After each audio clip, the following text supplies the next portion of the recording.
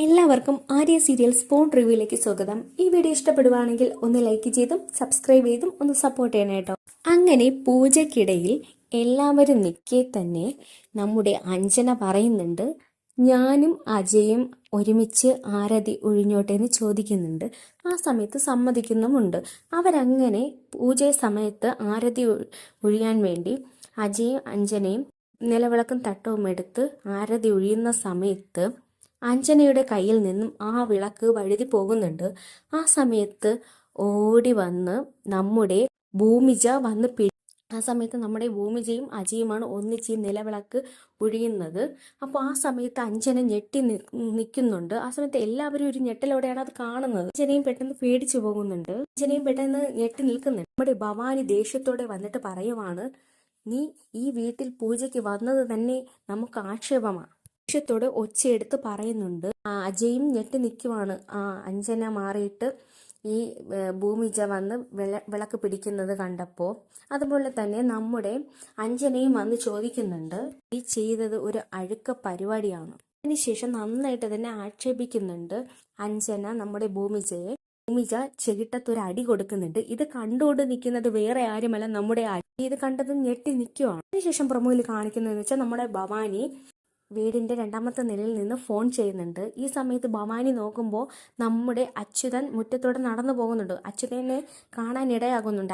അങ്ങനെ ആകാംക്ഷയോടെ ഭവാനി അച്യുതനെ നോക്കി നിൽക്കുന്നു. ഭവാനി അഞ്ജനയെ നോക്കി റൂമിലേക്ക് എത്തുന്നുണ്ട്. ആ സമയത്ത് നമ്മുടെ അഞ്ജന മദ്യപിച്ച് ലക്ക് കെട്ട് ഇരിക്കുവാണ് അവിടെ. എന്നിട്ട് ഭവാനിയോട് അഞ്ജന പറയുവാണ്, ആ അജയ്ക്ക് ഇഷ്ടം ആ ഭൂമിജയാണ്, എന്നെയല്ല ഇഷ്ടം എന്ന് പറഞ്ഞിട്ട് ആ കുടിച്ചോണ്ടിരുന്ന ഗ്ലാസും എല്ലാം എടുത്ത് തറയിൽ അടിക്കുന്ന സമയത്ത് അവിടേക്ക് അച്ചമ്മ എത്തുന്നുണ്ട്.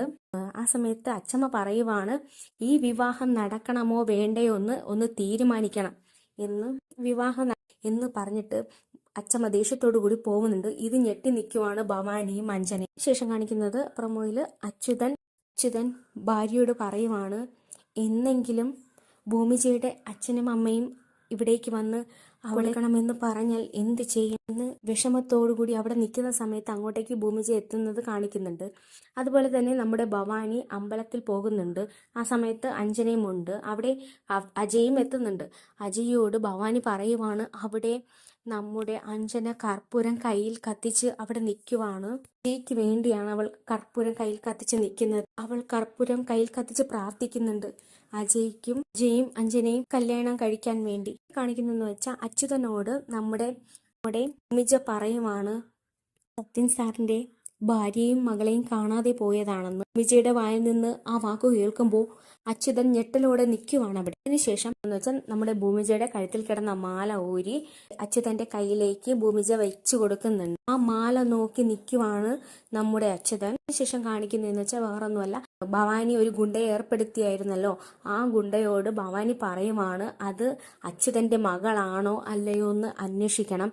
അച്യുതന്റെ മകൾ ആണെങ്കിൽ അവർ രണ്ടുപേരും ഈ ലോകത്ത് ഉണ്ടാകാൻ പാടില്ല. അവരെ നീ തീർത്തു കളഞ്ഞേക്കണം എന്ന് പറയുന്നുണ്ട്. അങ്ങനെ ഭൂമിജയാണെങ്കിൽ നമ്മുടെ അച്യുതനെയും കൊണ്ട് ഹോസ്പിറ്റലിലേക്ക് പോകുന്നുണ്ട്. ആ സമയത്ത് അവിടേക്ക് ആ ഗുണ്ടയും എത്തുന്നുണ്ട്. പറ്റി അന്വേഷിക്കാനാണ് അവിടേക്ക് എത്തുന്നത്. ശേഷം നമ്മുടെ ഭൂമിജ ഇരുന്ന് പറയുവാണ്, ഹോസ്പിറ്റലിലെ ഡോക്ടറിനെ കണ്ടതിന് ശേഷം അച്ഛനില്ലാത്ത ഒരു ജീവിതം എനിക്ക് ആലോചിക്കാനേ പറ്റത്തില്ല എന്ന് പറഞ്ഞ് വിഷമിച്ചിരിക്കുകയാണ് ഭൂമിജ. എനിക്കങ്ങനെ ആലോചിക്കാൻ പോലും വയ്യ എന്ന് പറഞ്ഞിട്ട് ഡോക്ടറിന്റെ റൂമിൽ നിന്നും പുറത്തേക്ക് ഇറങ്ങി വരുമ്പോൾ അച്യുതൻ അവിടുത്തെ കസാരയിൽ ഇങ്ങനെ ചാരി വിഷമിച്ചിരിക്കുവാണ്. ഹൃദയം തകർന്നാണ് ഇരിക്കുന്നതെന്ന് ഭൂമിജയ്ക്ക് അറിയില്ലല്ലോ. സ്വന്തം മകളെപ്പോലെ നോക്കിയ മകളെ നഷ്ടപ്പെടുമോ എന്ന വിഷമത്തിലാണ് അവിടെ അച്യുതൻ ഇരിക്കുന്നത്. കാണിക്കുന്നതെന്ന് വെച്ചാൽ നമ്മുടെ ഭൂമിജ അച്ഛന്റെ കാര്യം ഓർത്ത് വിഷമിച്ച് ഇരിക്കുന്നതാണ് കാണിക്കുന്നത്. അപ്പോൾ ഇത്രയൊക്കെയാണ് പ്രൊമോ വിശേഷമായിട്ട് കാണിക്കുന്നത്. അപ്പോൾ ഈ വീഡിയോ ഇഷ്ടപ്പെടുവാണെങ്കിൽ ഒന്ന് ലൈക്ക് ചെയ്തും സബ്സ്ക്രൈബ് ചെയ്തും ഒന്ന് സപ്പോർട്ട് ചെയ്യണം.